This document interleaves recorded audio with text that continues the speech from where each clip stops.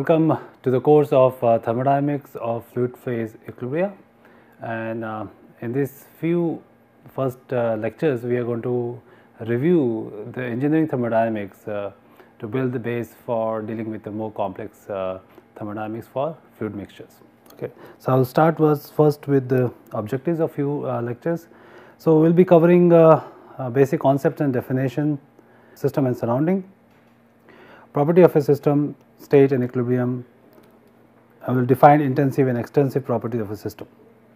So, let me start first with the dimensions and units. So, any physical quantity which we are interested in thermodynamics will have to have a certain dimensions which are defined in terms of units, and these are associated with certain magnitude. Some are primary dimensions and some are which we call it fundamental dimensions, and others are the derived dimensions. The primary dimensions are mass, length, time and temperature, and the secondary dimensions or derived dimensions are the one which depends on the primary dimensions, such as velocity, energy and volume. Okay. Now, there are many ways to represent these dimensions, and that is what we call it systems. One example is standard international or international standard systems, which we call it SI, metric SI systems, which is a simple and logical system based on decimal relationship between various units. The examples of SI units for example, length is meter. So, length is meter, for mass it is kilogram, for time is seconds, for temperature it's Kelvin and so forth. In addition to this fundamental 7 fundamental dimensions which is listed here, we also make use of standard prefixes. Okay. For example, 10 to the power 12 Pascal would be terapascal, 10 to the power 3 Kelvin would be kilokelvin. Usually we know that is a kilogram, for example, that will be 1000 gram and so forth. Okay. So, of course, we make use of the prefix which we commonly see in our calculations. Now, in addition to this, for given equations which we often deal with thermodynamics, we must make sure there is a dimensional homogeneity. What does it mean? It means, for example, if you have an equation A x plus b is equal to c, okay, it means that these terms will have the same dimensions. Okay. And this has to be ensured. Now, whenever we deal with thermodynamics, we often are interested in certain systems, okay, certain particular devices where we are interested to understand what is the typical changes in the energy of a system. So, we must go through formal definition of the system, surrounding and the boundary.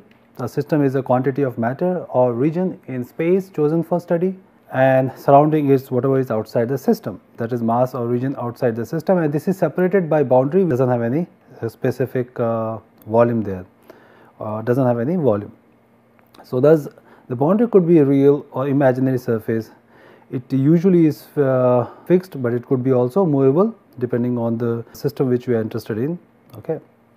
In addition to that, it could be adiabatic or it could be diathermal.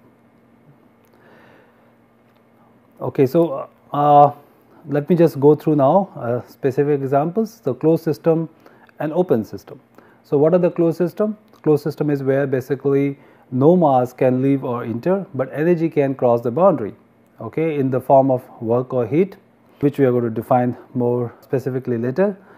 In addition to that, the volume may change because the boundary need not be fixed. So, this is an example of a moving boundary cylinder piston system, where the piston will move depending on if there is a specific if there is a heat supplied to the system, and thus the volume can change. Okay. So, volume may change, but no mass can enter or leave. That is basically the closed system. If you do not allow the energy to get in or get out, it will become an isolated system. Okay. Now, what are the open systems? Now, open systems are often seen in many devices. Okay. The examples are widespread, pump, compressor and so forth. Now, in this case what happens is the mass, energy both can cross the boundary.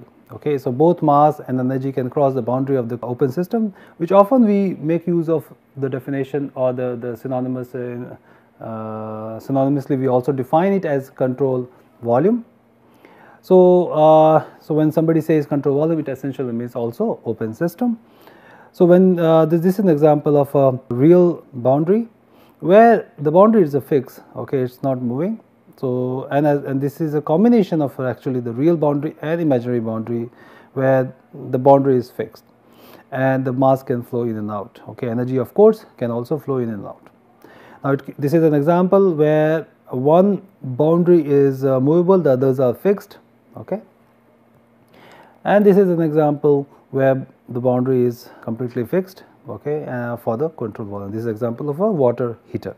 Okay, so a control volume can be any arbitrary region which basically would help in analyzing the system. Okay, it need not be a specific way to define a control volume. It is basically entirely dependent on yourself. In order to solve a certain problem, you have to define the control volume more thoughtfully. Now there are many examples in nature what we do in regular life. For example, this is coffee. This is an example of open system. The next is of course a can, closed system. When it is closed, it is not used, it will be a closed system. And then you have this kind of thermos which is usually used in order to maintain the temperature of the whatever the fluid we put there, and this essentially is an example of isolated system. Okay. All right, now what we are interested in when we deal with the system, we are essentially interested in the property of a system. Okay, and the property may change depending on the condition of the system. So conditions such as temperature and pressure. An example is basically a container containing nitrogen and hydrogen where the reaction is occurring forming ammonia, and this will depend on the temperature and pressure, or in other words the gas mixture depends on the temperature and pressure, and thus it is important that we must understand the property of a material as we change the variables. Okay. So how do we define a property? Okay, or in other words, what are the essential features of a property? So property should have a definite value, okay, when a system is in a particular state. So in other words, it does not depend on how the system has arrived to a certain state. Okay, it will have a, once you arrive at a certain state, it will have a specific property. So the value of the property should be determinable irrespective of how the system is brought to the particular state. In other words, the property is independent of path. Okay, so if Z is a property, okay, and usually we are interested in the difference in the property from initial state to the final state, then dz should be an exact differential, okay, leading to this integral. In other words, the property or thermodynamic property is a point function because it does not depend on any specific path. Okay. Now what are the examples of the property? The properties such as pressure, temperature, volume. Okay, these are the properties. Okay. Now properties can be extensive, which depends on the mass, and okay, or it can be intensive. So the intensive property, which is independent of mass, for example, is temperature, pressure, and density. So if you consider system having a mass V, volume, temperature, pressure, and density, and you divide by 2, or you divide this into 2 halves, then mass will get divided by half, volume will get divided by half, but this will not, and this is the reason that it is basically an intensive property. Okay, whereas the extensive property are those which depends on the extent of the system, such as mass, volume, total momentum. You can also extract a specific property out of extensive property by dividing it by mass, such as specific volume. So let me now define state and equilibrium. A state is nothing but when the system arrived at a condition where nothing undergoes any change. So and that is what we call it a state. So a system is not undergoing any change, and at this condition one can measure all the properties describing the condition. So for example, this is one state and this is state 2 for the same gas but a different volume. Okay, and what we are interested here is the property, and usually the property in such a case will be uniform. That is what we assume when we define a state, and once we fix the parameters such as temperature, volume, a specific property comes out of it. Now in addition to state, let me now define equilibrium. So equilibrium is nothing but, is obvious, is when there is no state of driving force, or there is no driving force, and a state of balance. That means there is no unbalanced potential within the system. So, for example, this is an example of a closed system before equilibration, and this is an example of closed system before the equilibration, and this equilibration we call it thermal equilibration, because here all the points are fixed, or rather are not changing. Okay. An isolysis system at equilibrium, that means it is not interacting with the surrounding, eventually it means that it undergoes no change, okay, because it's isolated, there is no interaction with the surrounding, and hence all the properties remain same, okay, as long as it is under isolation. So, in this course in general thermodynamics, particularly equilibrium thermodynamics, we are interested to understand a system at equilibrium. So, when we talk about equilibrium or thermodynamic equilibrium, there are three important criteria. One is thermal equilibrium, where there is no temperature gradient, and in other words no heat flow.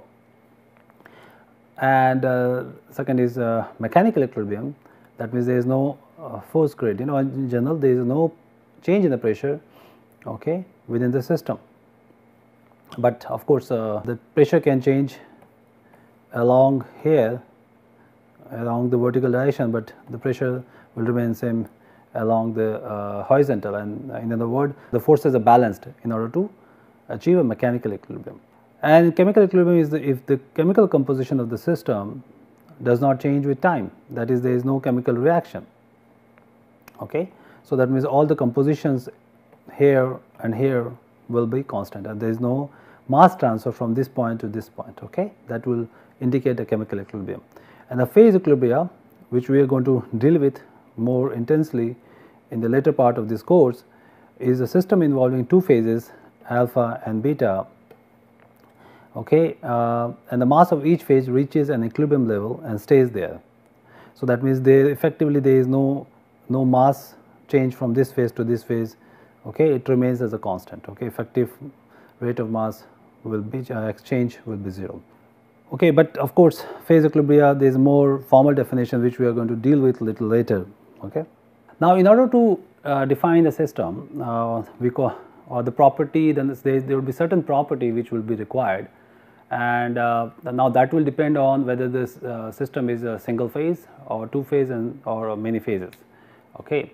But let me just define a formal definition of something called state postulate, which is nothing but a state of a simple compressible system is completely specified by two independent intensive properties, okay. So, which could be a temperature or pressure, okay. And what is a simple compressible system, such as this example of nitrogen? If a system involves no electrical, magnetic, gravitational motion and the surface tension effect, then the system is called simple compressible system. So, in this case we used two variables, intensive variables, to define the state of the system, okay. But as I said, now it depends on whether the system is in a single phase and two phase and so forth. For example, in this case the system is in one phase and hence we needed two, but if it is a saturated vapor or liquid, we just need one variable, it could be temperature or pressure, other variables are fixed for a single component system. In a formal way to define the number of variables needed to define a system is given by Gibbs phase rule, okay. So, this is the number of degree of freedom which is required to define system. This is C is a component, number of component of the system, P is number of phases, and plus 2. So, we will be discussing this part more in detail later in the course. Okay. Now, let me also define process. A process is any change from one equilibrium state to another state. So, this is state 1 and this is state 2, and this property A versus property B plot is called process diagram, okay. And from state to A, state 1 to state 2, there is a change, okay, and this change is drawn by this shown by this green line. This is called process path.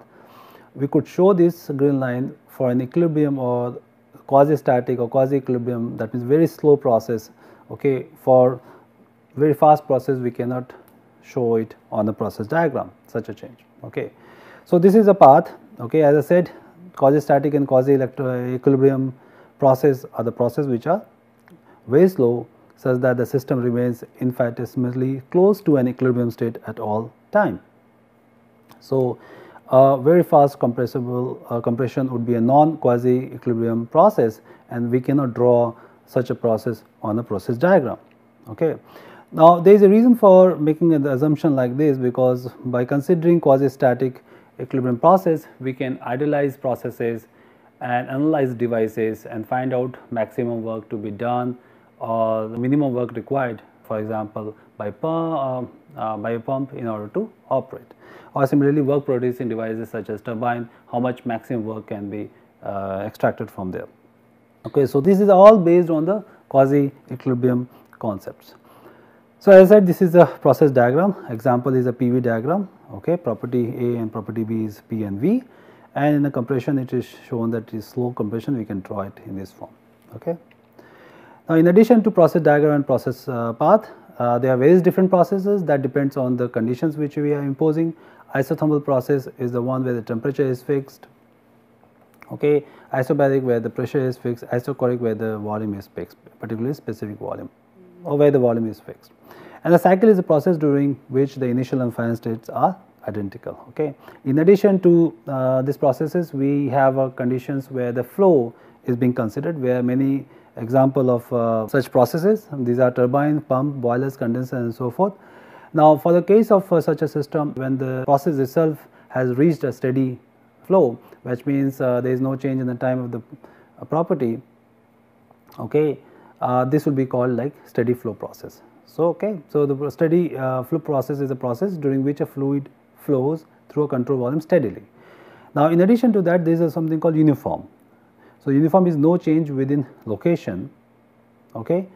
So, a steady flow process need not mean a uniform process. Okay. Where steady means, for example, you have a time at 1 where the temperature distribution on this control volume is 300, is this given here, whether effectively there is average temperature, but it can change within this control volume, but at 3 p.m. there is no change in the temperature, and thus it has reached a steady flow process. In other words, in the control volume, the mass or energy will remain constant. In general, property will remain constant, but it can vary within the control volume. Okay, but it will not vary with time. Okay, so with this basic definition, we will end this particular lecture, and we will see again next time. We will continue this review process for another few lectures. See you next time.